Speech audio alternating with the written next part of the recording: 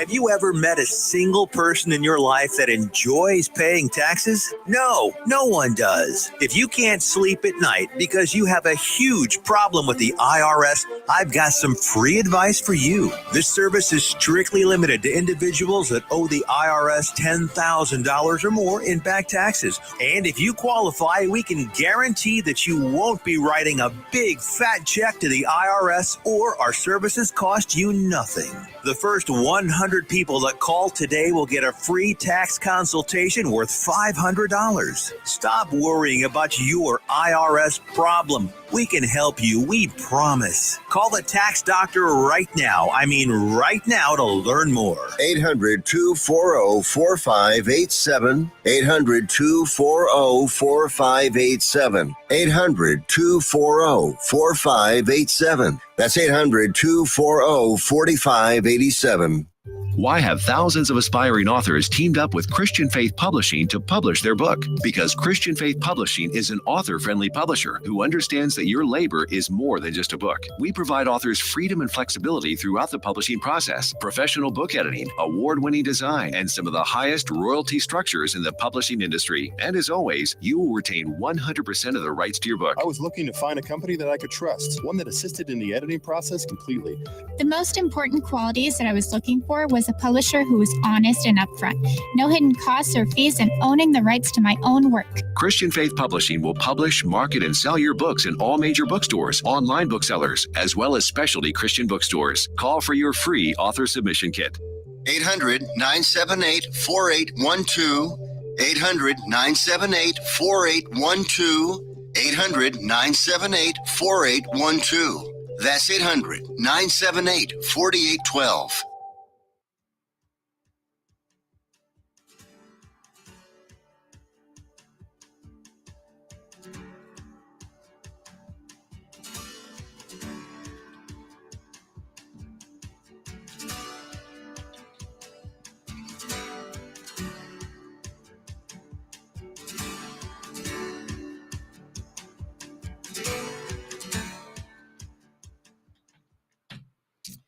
Hello, I'm Sonia V. And I'm Iguaran. Welcome to A Common Thread. The wins, the losses, and the curveballs of life. Yay! We're here again. Anyway, last week was good. I got back into town, and then we had did. Sandra on.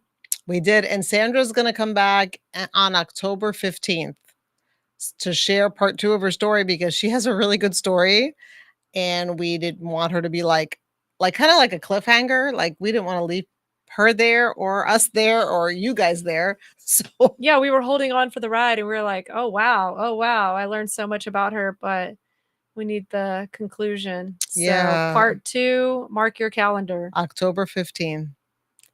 And go ahead and listen to last week's if you didn't, so that you can hear her story and be ready for part two. Yes.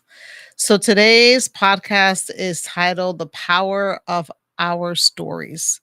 So before we go on to the topic of today, since we're talking about the power of our stories, Eva was gone for a month. So she had something significant happen during that month. She was gone in Iceland. I'm so jealous. On a mission trip. So we're going to take a little bit to have her share kind of her thoughts on it and what happened, and was it like a life-changing experience, and she a different person now because of it, and all the good stuff that comes with that. So yeah, it was a month, August 15, I believe. Maybe I left on the 13th. I can't even remember, but it was a long month to be away from my husband and my youngest, but it was good. I took my son, he's 18. We weren't really sure what we had signed up for, so it wasn't really a mission trip. It was actually mission school. And you can follow Luis Torres. He is the one who created the mission school. He does it in different locations. He just happened to choose Iceland. And then it was basically alongside Adventist World Radio. Oh, cool. Very, very, very interesting. I didn't know, like I said, I didn't know exactly what I was getting into, but I knew I wanted this for myself and for my 18-year-old son. And we were pleasantly surprised. I wasn't sure if it was going to be an older crowd or a crowd like more my age, or I didn't really know what it was going to be. But we ended up showing up, and there was a whole team that came from Ukraine Mm, and a lot of girls in theology school because, nice. of course, Ukraine going through the war, boys can't leave. So they sent their women theology students. Wow. And so he was surrounded by a lot of Ukrainian women and also some Polish. It was like a crowd from Poland that came, and then a few from the United States. What my roommate was from Switzerland, and then I got to know a really cool girl that I'm gonna want to introduce you to soon. She's from Italy, Oh, actually cool. from Sicily, and Oh so yeah, I, because there's a difference. there's a difference. So Not really, but yeah. yeah. So anyway, I mean, it's an island, right? So Yes. islanders can be quite different from the mainland. But anyway, so um yeah, it was a great group of people, and basically we were in school every day from 9 o'clock until around 2.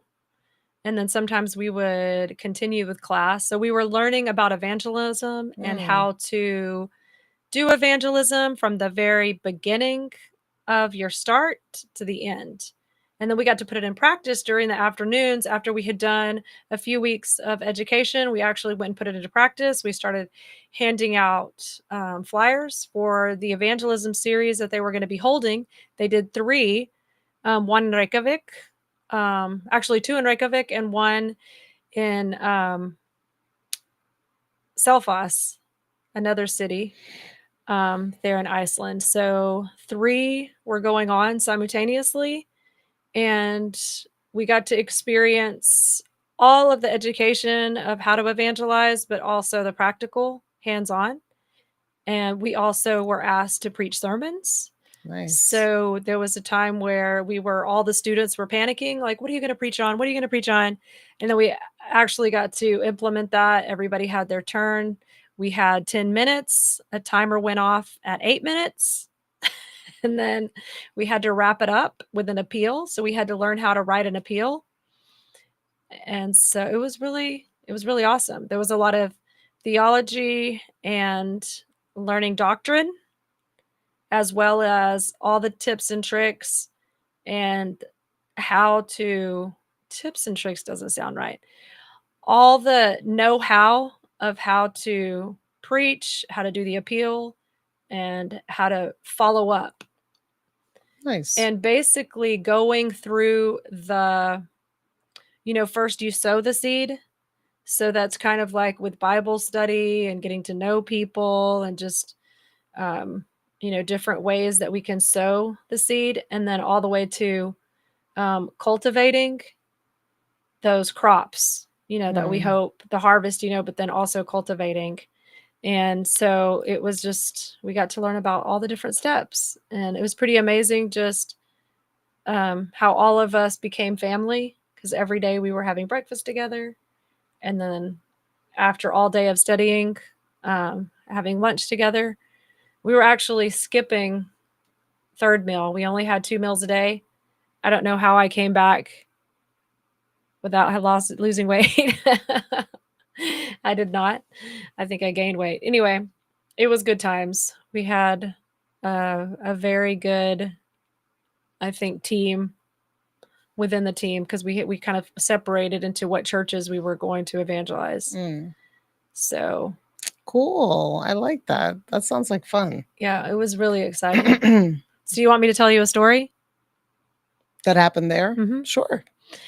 So it's kind of crazy because our team was supposed to meet up at the location at the church with the church members. Mhm. So we pull in for this supposed meeting that's supposed to take place, and nobody showed up. So we were Mm. like, why are we sitting in the parking lot? This is crazy. So we're in the parking lot of this church, wondering what to do next and why we came all this way.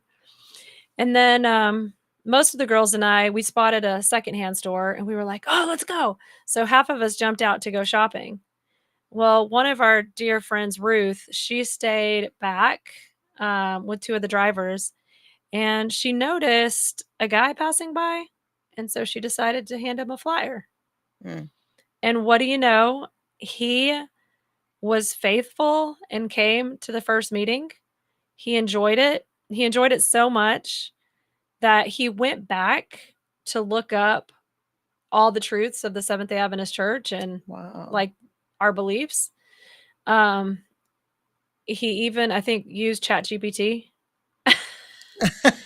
And he came back like, yes, like I have to rest on the Sabbath. And Right. so anyway, he came back with his wife and his 3 children. I got to do basically VBS the whole rest of the time with his family and his kids, and they became friends. And it's Nice. just, it was such a blessing to me. Actually, the first night that I was in a room with her and her children, kind of doing the teaching and kind of VBS and trying to figure out what we were going to do, because, of course, I don't know Icelandic, but she speaks Portuguese. Well, I don't speak Portuguese either, but I speak Spanish. But she also spoke a lot of English. And so we were just using the languages that we had in common To communicate. to communicate. And then Cool. she ended up being a teacher to her own kids most of the time. And it was just really awesome. The first night, we were sharing, like, I think it's a good practice to try to find common ground. Right. Common thread. There you go. Yes. And so we were just sitting there talking, and I was sharing. She was asking me about my children. And so we ended up talking very deeply about my personal life. And she ended up praying for me that night. Mm. So I was like, oh my goodness, like, we're here to serve and to bless, but here I am having somebody who feels, and it was a beautiful, touching prayer too that she said over me in that room with her kids there. So it kind of like melted away everything. So we were able to really just both be transparent with each other, bond with each other.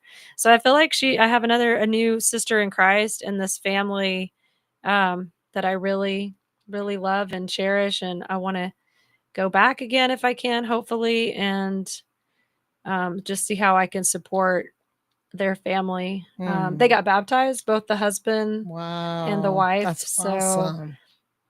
yes, and I Enrique love and I it. got to have a whole day out with them to hang out, and I did a whole photo shoot with their family. It was so fun. Nice. Wow. That's So cool. See, I always love how God works. Like, we go to be a blessing, or, that's our intention. And then he comes and gives us like even more of a blessing from that blessing. So, yes, really an incredible yeah. family. Both of them are super talented. He's a professional photographer Cool. in Iceland. Nice. Yeah, and she is an artist, and she has a beautiful page called Prophetic Colors, if anybody wants to follow on Instagram. Prophetic Colors. Mm-hmm. Okay. Yeah. Well, even the name. I was like, whoa. I know, right? That like goes hand in hand. Mm-hmm. And That's she really awesome. lives out, even before, finding this church. It was actually just right across. She doesn't have to walk far. So the convenience of it is so, so nice. But she just lives out her faith on Instagram. She posts a lot of motivational, I would just say a lot of Christian themed posts. Almost everything is telling of Jesus or the Bible, but she mixes it with her art. Nice. So it's beautiful. I love it. Wonderful. See, we all have a story. Well, I like that. Well, maybe one day I'll get to go to Iceland with you, and we'll actually next year. Well, I have a lot going on next year, but we'll see. Summer of 2026. I'm graduating in May, so okay, graduation party in Iceland. Yeah, I'm planning a retreat next summer. That would be in great. Iceland. Yeah, that would be great. So maybe the month of July. Okay. To be Well, announced. to TBD, to be announced. And Nice. if you're already hearing me say this To and be you're one of determined. our That's to be friends, determined. you need to go ahead and mark your calendar Iceland summer 2026 because I plan on making it happen. And there are only enough beds for 30 people. So we're going to cap it at 30 people this retreat. And it's women Just saying. only. A woman's retreat. Yes. Okay. And it's for a week. It's going to be for a week. Cool. All right. Well, actually, the summer I hear is probably the best time to go there because it's not as cold. I'm not sure really what that means as far as Iceland's concerned, but I think it's maybe like 40s, 50s. No, I think it was probably 60s and Okay, that's not sometimes even bad. 70s. And I didn't really use all the warm weather stuff that I anticipated to use. So Okay. really nice. Nice. Okay, well, maybe it won't be as bad. It'll be like more like spring, kind of like early spring kind of weather. I like that. Well, today is our podcast is called The Power of Our Stories. And like you just shared a story that was very powerful. And I'm sure that someone out there can relate to that, or at least said, wow, that's pretty cool and pretty amazing. And so the power of our stories, why is there so much power in our stories, Eva? Why do you think that? I think because it's personal. And so you're adding just, I think when you tell your story, like when we heard Sandra's story, it was very authentic. It came from her heart. I think both you and I probably teared up at some point, just like hearing some of the tender moments that, that from her life and from her heart. You think you know somebody. Right. Like I thought, oh, I know Sandra. Don't know Sandra at all. Of course, we're complex beings, right? And we have, just knowing you, meeting you as a mother, we were doing play dates together and all. And, but there was a whole life even before becoming a mother, right? There was all those, just your childhood, right? That I didn't know you as a child. Right. And so I just think when you tell your story, it's so personal, it's so deep, and it's who you are, and you're sharing that and you're being vulnerable. Yeah, I mean, there's so many stages of our life, right? There's like, from birth to like, let's say like nursery school, preschool kind of, and you go to preschool, then it's kind of you finish out your elementary years, right? And then you hit like adolescence and then young adulthood and then adulthood. And then at some point you become, we haven't reached that yet, but you become a senior citizen. Although people will say because I'm 52 and I am, no, I'm not yet. I'm not claiming that yet. I'm not ready for it. So, but regardless, we have stages in our life, right? And at some point, I'm going to have to come to terms with that myself, right? Like at some point, the clock keeps ticking and you get older and then you become a senior citizen. And so there's different like life stuff that goes on, like changes as like, a baby's born. They're really dependent on their parents for everything. And then at some point, the baby starts like sitting up. And then the baby starts to crawl. And now they're not in mommy's arms or daddy's arms as much. And then they start to walk and etc. Right.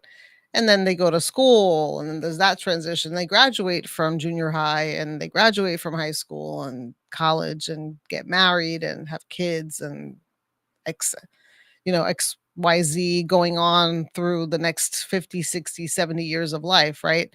And so, but everybody has a story.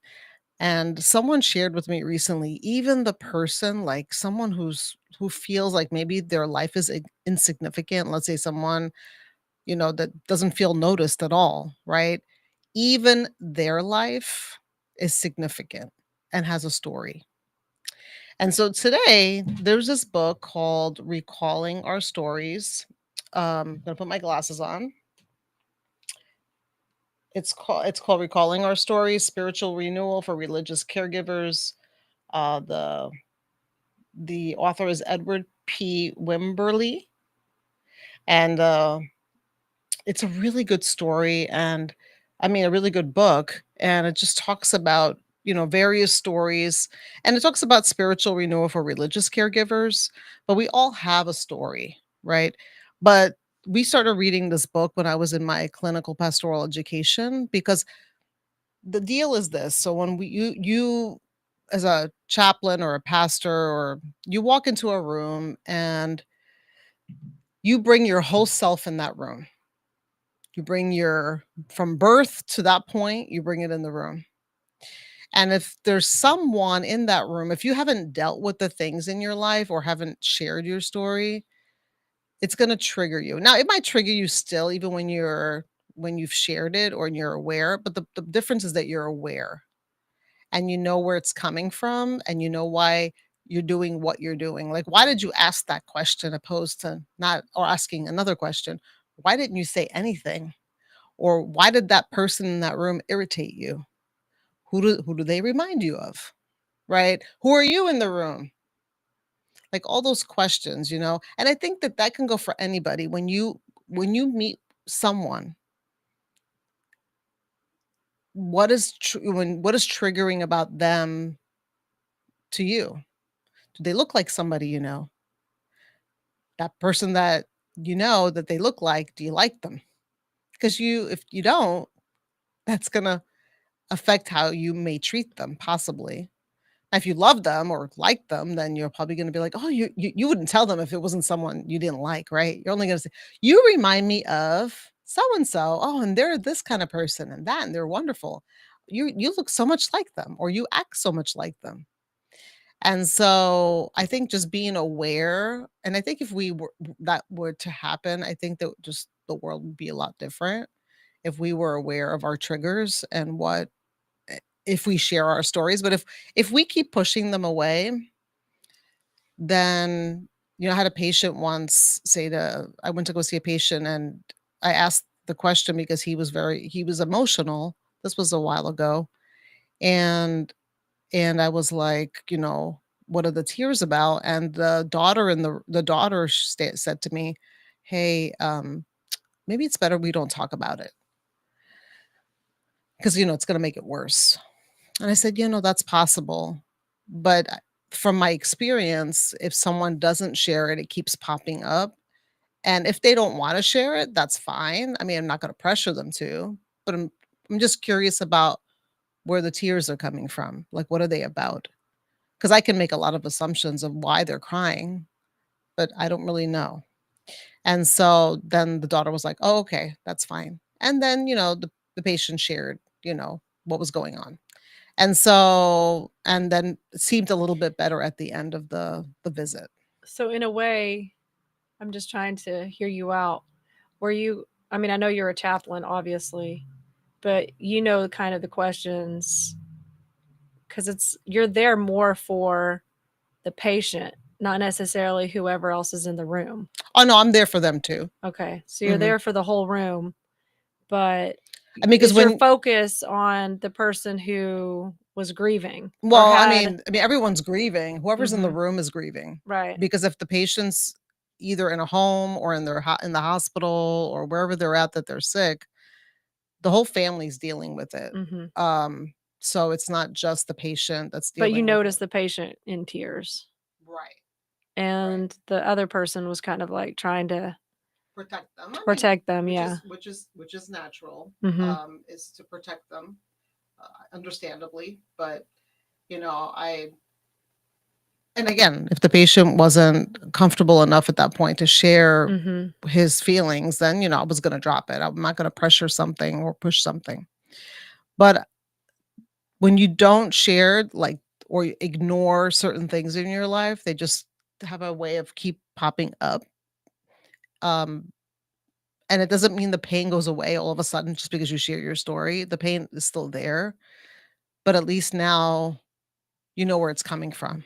You know where the anger is coming from. You know where the sadness is coming from. You know, when you see a person doing certain things or acting a certain way, why it triggers you, because maybe that happened to you when you were younger. So when you walk into the room and then certain people or you meet someone and you feel certain feelings, then you understand where they're coming from. Why am I feeling like that? Like where's that coming from? So I think asking ourselves that question is an important thing to know where, and we're living such a fast-paced world. I don't think we really take the time to understand or share our story or try to figure out our story, really. We think that just like our life just happens, but our life is really a series of chapters, and one chapter closes and then another chapter opens. So, but this book is really good. We really enjoyed the book and it really helps you like also maybe ask questions out of curiosity versus asking questions based on like judgment or what's the word? I don't know if judgment's the word I'm trying to coming from yeah, maybe judgment, coming from a place of like being critical. Hey, I'm curious. I noticed that. See how different it is than pointing your finger at someone and saying, "Hey, why are you doing that?" Mhm. Opposed to saying, "Hey, I'm curious. I noticed earlier that this happened and you reacted this way. Is everything okay? Like, or, would you like to, I'm curious about, would you like to share that with me?" And maybe they won't. Maybe they're not ready, but you asked the question. So we're going to kind of talk about a little bit. We have about 2 minutes left. So I think we're probably going to have to wait to share a little bit about the book um, once the second half starts. But recalling our story is really important, and we all have one and they're all significant.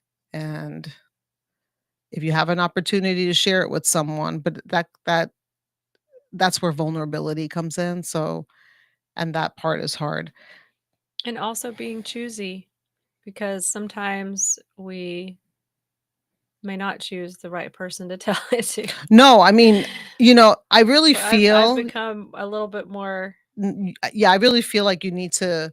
Now look, I walk into a room, those people don't know me.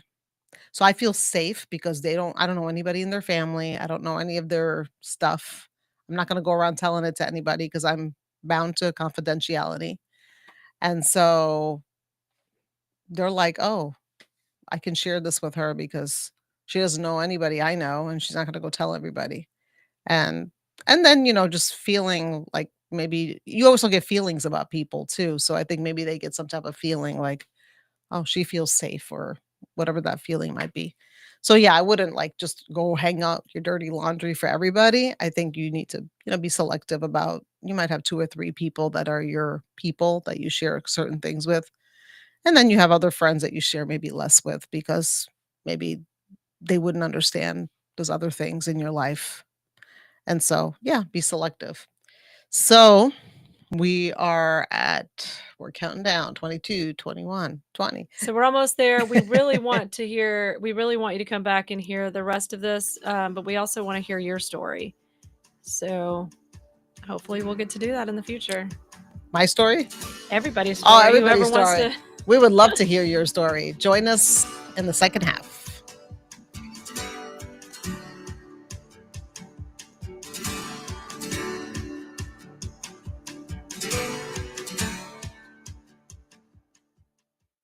Here's important new information from the Diabetes Solution Center for you, a family member, or a loved one suffering with diabetes. If you have lost your provider, or if you need a provider for diabetic supplies, you may qualify to receive your diabetic testing supplies now with little or no out-of-pocket cost, regardless of your age. All you need is Medicare or private insurance to be potentially eligible. Call the Diabetes Solution Center right now for details. Just takes a couple of minutes. Our friendly, knowledgeable agents will give you free, no-obligation information, handle all the insurance paperwork, and make sure your supplies are delivered directly to your door for free. Call U.S. Medical Supply 24 hours a day. 800-597-9323. 800-597-9323. 800-597-9323. Call right now. 800-597-9323. Let's be honest. Wheelchairs are heavy, bulky, and ugly. If you carry a wheelchair in your car to take care of a loved one, you know how hard it is getting that clunky, old-style wheelchair in and out of your car. Introducing the Feather Chair Wheelchair. At 13 pounds, it's the world's lightest wheelchair. It folds in seconds and fits neatly in your trunk, backseat, or closet, so you can take it everywhere. And it's only available right here. Order yours today and get a free wheelchair case, a $50 value, yours free. The Feather Chair, the world's lightest wheelchair, is just $4.99 with easy payments as low as $16 a month. Sorry, no Medicare or insurance accepted. So call right now to order yours. 800-823-5826. 800-823-5826. 800-823-5826. That's 800-823-5826.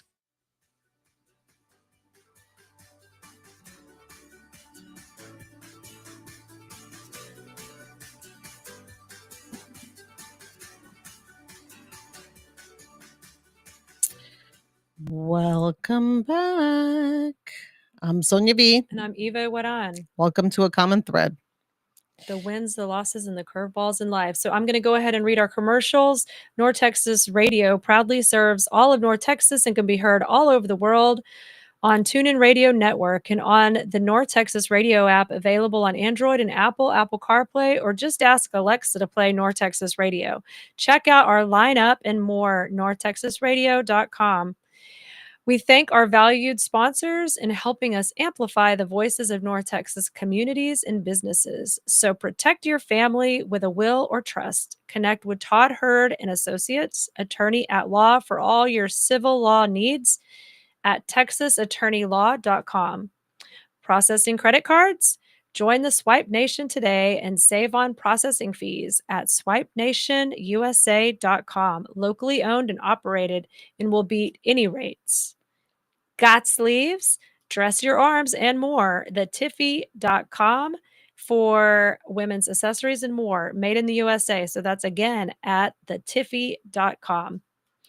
And it's time to take your business to the next level. Hosting a radio show and podcast is a powerful way to connect with a wider audience, build brand awareness, and drive sales. Let's discuss your business goals and how a custom show can help you achieve them. Email Tiffany at t.hurd@ntxradio.com to get amplified. All right. Well, we're back. We're going to get started right away. So I'm going to read a little bit of the summary of the book. Obviously, we can't go chapter by chapter, but kind of give you guys an idea of what this book. So it's called Recalling Our Own Stories. This is the book. You can find it on Amazon. And Wimberly's book focuses on how religious caregivers, pastors, chaplains, counselors, and spiritual leaders can find renewal and healing by reflecting on their own life stories. He argues that caregiving work is often draining, and unless caregivers attend to their personal narratives, acknowledging pain, struggles, and God's grace, they risk burnout, disconnection, and loss of authenticity in ministry. The book offers a process of storytelling, reflection, and reinterpretation that helps caregivers recognize God's presence in their own lives and reconnect with their spiritual vocation. So, again, the healing process starts when we share our story. When we stuff things away, they just seem to keep popping up.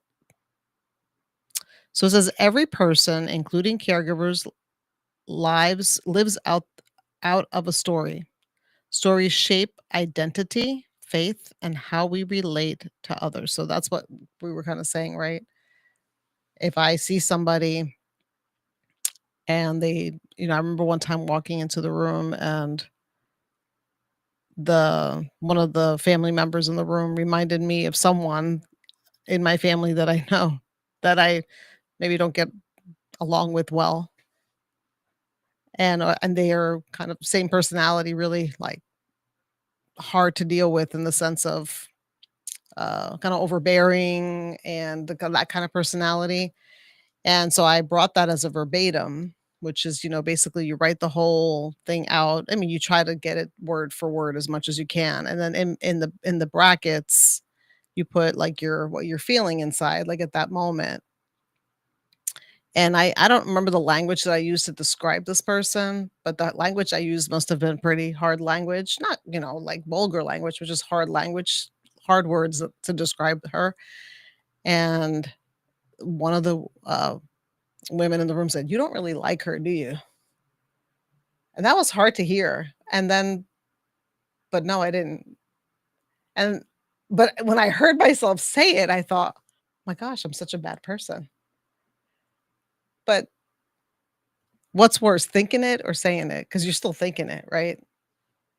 It was there. It was noted that what I wrote, that so everybody was able to read my feelings. So that's the vulnerability part, right? People picking that kind of stuff out. Recalling and interpreting our own stories can lead to healing and deeper compassion. Do you agree with that? Recalling and interpreting our own stories can lead to healing and deeper compassion. I mean, definitely we can love others. I mean, it's like the Bible says, we have to love ourselves to love others. I think it's I don't know if you can do one without the other. Like, it's really hard to love people genuinely if you don't love yourself. Well, because you're not going to, it's like that saying, do unto others what you want done to you. Like, you wouldn't want to be abused. You wouldn't want to be spoken to in a certain way. There's like, you wouldn't, when you go through stuff, the pain, or whatever that is, right? Because it doesn't mean it's the same kind of pain in the sense of the same kind of loss or grief. But you know what pain feels like in the sense of when something hurts emotionally, right? And so you don't want others to go through that. So I think that's the part, like just being able to really feel what you feel, and then and understanding your story helps you then be able to be compassionate towards others, because we're like wounded healers, right? Like when you go through something and you're healed by it, you're not, there's always still some wounds, it's like someone going to war. Like they might still have the scars if the war was 50 years ago and they're maybe like in their 70s now. They might still have those wounds, those scars, but they still remember that. They can tell you exactly what time it was when that happened. Probably, most likely, the date. Also, The people date, remember the time, who was around, what they heard right before it, everything. It's just amazing to me. So just because the scar that, now the scars are not an open wound, but the wounds are still there. So the emotional wounds are still there, and you just learn how to cope with it and deal with it. But they're still there. But we're wounded healers. So we're wounded, but and now we're providing healing to someone else. So you don't have to be a chaplain. You don't have to be a pastor to do that. Anyone who's human and has compassion towards another human being can do that to someone else. So I heard, this is probably from a different book or something, but I remember hearing, and it kind of stuck with me, that like our life is a story, right? Can be, we don't know how long it could be. It could be that we live to 100. It could be that we live to 50. But either way, in this story, in our story, do we want to be the victim or the hero? So I really look at my own life now a different way, because I'm like, okay, I don't want to play the role of victim. I want to be the hero of my story. This is my story, and how can I be the hero in the story that's playing out, even if there's been so much, let's say, things that have happened, like different traumas. Right. Well, that, when you said that, it reminds me of, I don't know how many of you out there watch America's Got Talent, but I love that show. And about, I guess it was about 4 years ago. I mean, there's been a lot of cool stories on there. Whew, there's a lot of what amazes me is I'm sharing this one story about this one particular lady, but there's so many on there that come on there and have a story, and then they're talented on top of that, right? And it could be singing, it could be dancing, it could be whatever their talent is, their gift, but they all have a story and they share it, and the emotional piece of it is such a big thing. And like this one lady, it was about 4 years ago, her name was Jane, and her nickname, she called herself Nightbird, and she was a singer, and she came on to audition, and, you know, they were asking her a series of questions, and then, one of the questions was, "Oh, so what do you do for a living?" And she's like, "Well, I haven't worked in, like, many years, and because I'm dealing with cancer." And then, shares about then someone else asks, "How are you doing right now, though?" And then talks about how it spread to, like, her whole body. And even in that, she was so positive and so, like, smiling. Now, I'm not saying that I don't know what goes on behind closed doors, because she comes on there, right? But we don't know what she's dealing with. And then I did a little bit more research about her and then found out that her during that time period, because this was 2021, and then during that, I think she got diagnosed, from what I read, was like 2015, 2016, around there. Well, between that moment and the moment she got on AGT, her husband left her. And at least that's what I read online. And so I was like, wow, this lady is like gone through a lot, a lot of losses. And sings a song called "It's Okay," and then basically was like the last year of her life.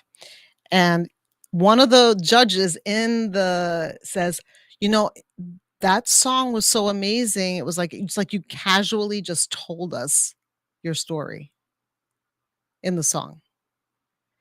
And everybody was so touched by that, so much so that she ended up passing away. I don't know the time frame from when American Idol, I'm sorry, wrong show. AGT, and the next season, I don't, or when she passed. And then this other group came on, I think it was in 2023, from South Africa, and sang her song, but at a different pace, more just more upbeat kind of pace. Hers was more melancholy. Theirs was a little bit more upbeat, but the same words, same kind of music in the sense of like the beat. And at the end, they said, "Why did you choose her, like the song?" And they said, "Because her story touched us so much. And she was so inspiring to us. And even though she's gone, she really isn't. We want to live out her legacy in the music that we sing." And so for me, it was like these people are across the globe in South Africa, and they were touched by this woman's story, and she's gone now, but still touched by it. So it's really important, because she could have just lied, and she could have said, some other thing. "Oh yeah, I've been working at XYZ." Mhm. And nobody would have known any different, because she was smiling, right? But she decided to be vulnerable in front of a whole, I don't know how many people are in that audience, and then it was aired. So she knew it was going to be aired at some point, because I don't think it's not live when it happens, it's taped. And then they air it. But regardless, people are going to see it. So for me, like that kind of stuff is powerful, and there's been so many people on that show and other shows that have shared their stories, and it's been very inspiring for a lot of people. And there's something about when we see somebody go through something, and if we're going through something too, then it just like there's this connection, and like one human to another, regardless of what your political views are, regardless of your religion or lack thereof, regardless of race, sex, whatever. You're just together in this moment, right? So I think that's a really, really, really special thing. So I'm gonna kind of go through this a little faster, but where did I leave off? Let's see. Oh, I left out recalling and interpreting your own story. So why Caregivers need renewal. Caregiving can deplete emotional and spiritual reserves. So, caregiving, I mean, in this perspective, they're talking about like, pastors, chaplains, but we are all are caregivers at some level. Like we're caregiving for our kids or parents or, someone we care about, or it could be your profession. You could be a nurse, you could be a doctor, Teacher. a teacher, whatever the profession is.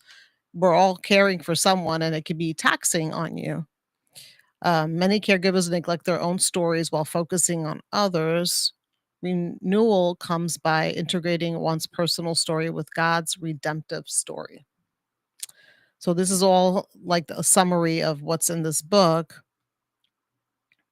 And then theological foundation. God is actively present in human stories. Narrative theology, scripture itself is a collection of stories, and we're going to touch on that, right? How's that? That's so neat. It kind of like just tied in. Collection of stories revealing God's work in human lives. Caregivers participate in God's ongoing narrative by connecting their own lives with the lives of those they serve. So on that note, I just thought of something. I thought of a story. Oh, you did? Go ahead. So, back in 2020, my dad got sick, and he went on to be on hospice, and we took him home to Alabama. He was here in Texas when he got sick, but we were able to. It was crazy just orchestrating everything, because 2020 we could barely get into the hospital to see him, but we knew he was Right. going to die. So we wanted to figure out a way to get him home, and that was a very hard process, just trying to figure out. Hospice really didn't want us to take him home. It was weird because it was just complicated because of 2020. I think it just got more complicated, but decided to go to Fort Worth and rent some oxygen tanks, and we put him in the van and got him home. I was with him for 3 weeks before he passed away. Hmm.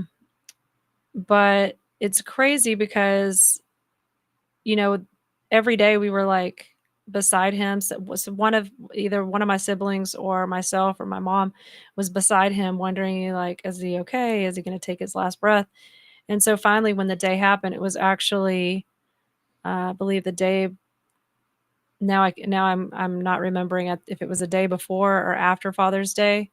But I got a rainbow on a walk that I was taking, and that was really powerful and touching. Wow. And then I got home after that walk, and my dad was taking his kind of like his last breath, and we could tell that it was like it was happening, that he was dying, and it was going to be pretty soon. So we called hospice to come, and then I just remember holding him, and I took turns with my mom because I actually wanted that moment for myself, but then my mom was there too, and she actually wanted to hold him also.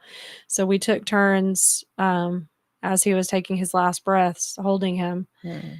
And it just made me think, like, when you were reading that last paragraph, kind of about like a full circle moment too, where and how these stories like are integrated, because he held me when I took my first breath. Wow. Than to just be given the opportunity, I guess, if you want to even call it that, or to be given that moment to where I got to hold him when he was taking his last. It's just kind of like, yes, our stories are so woven together. Wow. When even when the Lord, breathed into Adam and created Adam, that breath of life, it's just amazing that somehow, God created us. He gave us that first breath, but to be there in those moments, like those are very intimate moments. And I can't remember exactly what the last thing you read, but it just made me think of that in our stories and how they're woven together. And how you can have like a connection and also a full circle moment, how our stories are so connected. I think what I read was Something. caregivers participate in God's ongoing narrative by connecting their own lives with the lives of those they serve. Mhm. Yeah. Our lives are very interwoven, and that's proof of one right there. Well, he was a caregiver. He was my father. Right. And when I was born, he most likely was right there witnessing my first cries, my first breath, and then to be there on his last moments. It was pretty amazing to be that close and connected. Wow. Life and death kind of, For me, life and death are like the most sacred times in your life. I mean, you don't really remember your birth, obviously. Your parents do.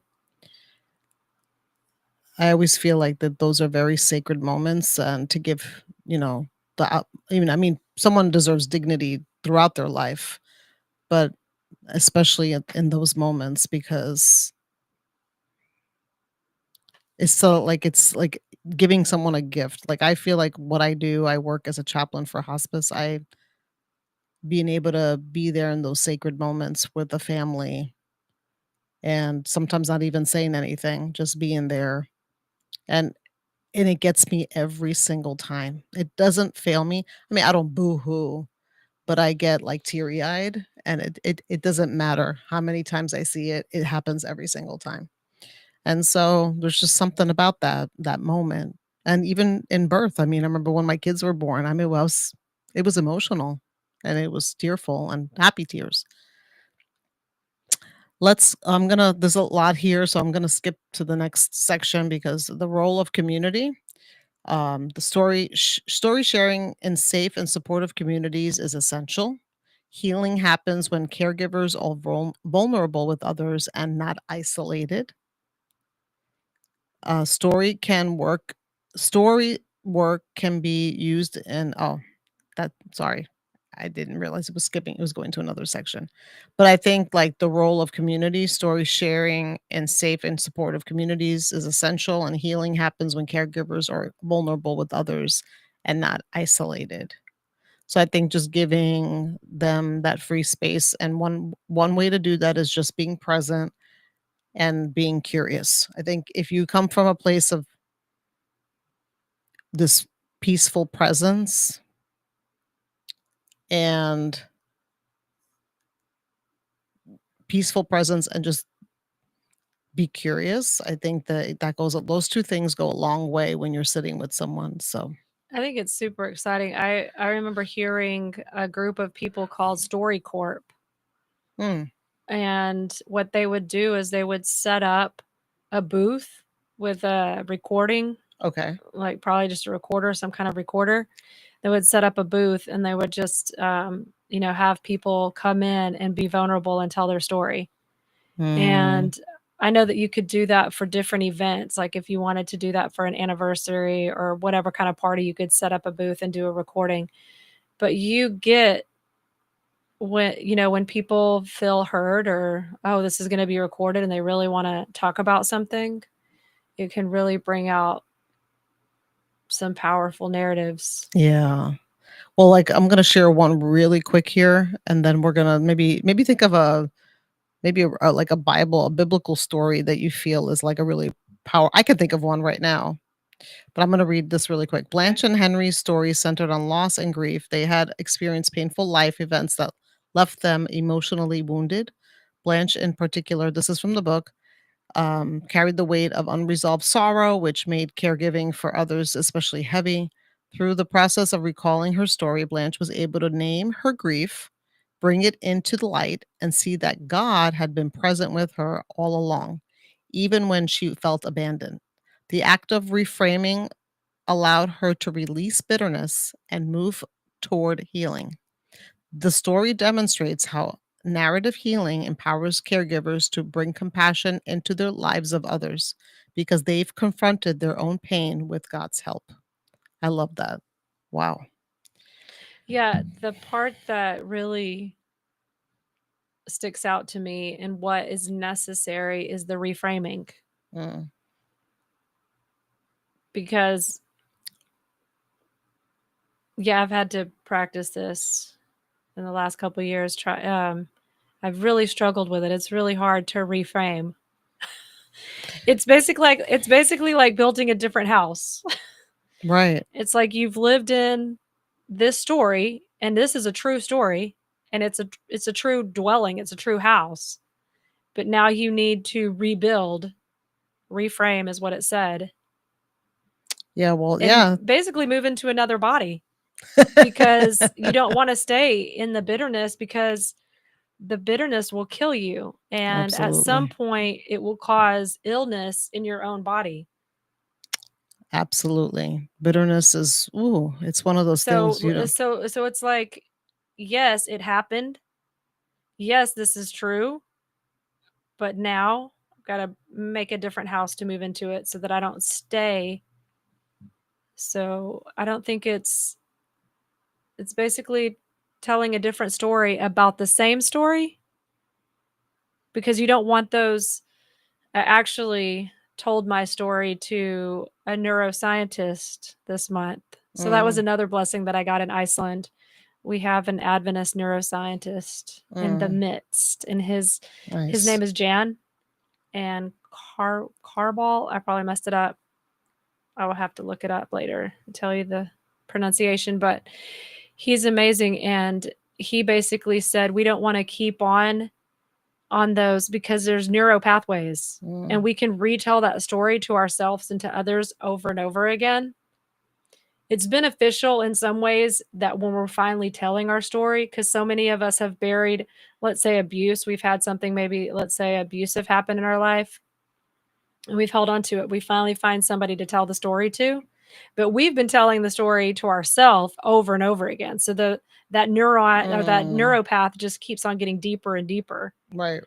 And so that's what this reframing is about, is that we don't need, like, eventually we need to get it out, tell it to others, possibly tell it to Jesus, but also reframe it and talk about maybe the reframing, but also I think it's like what good came from it, and get on that neuro pathway, switch neuro pathways.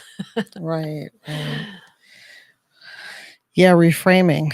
Well, we only have less than a minute, and just, it made me think of Mary Magdalene when she washed the feet of Jesus with her tears, and then washed with her hair, and then she had the oil. She put the oil on, on him and anointed him. And in the Bible it says her story will be told for forever. Like, it says it in the Bible. So imagine she has that part, Jesus like, oh, that's our music. Always goes so fast. Oh, okay. Well, join us next week. Don't give up. Hold on to Jesus. Keep looking up.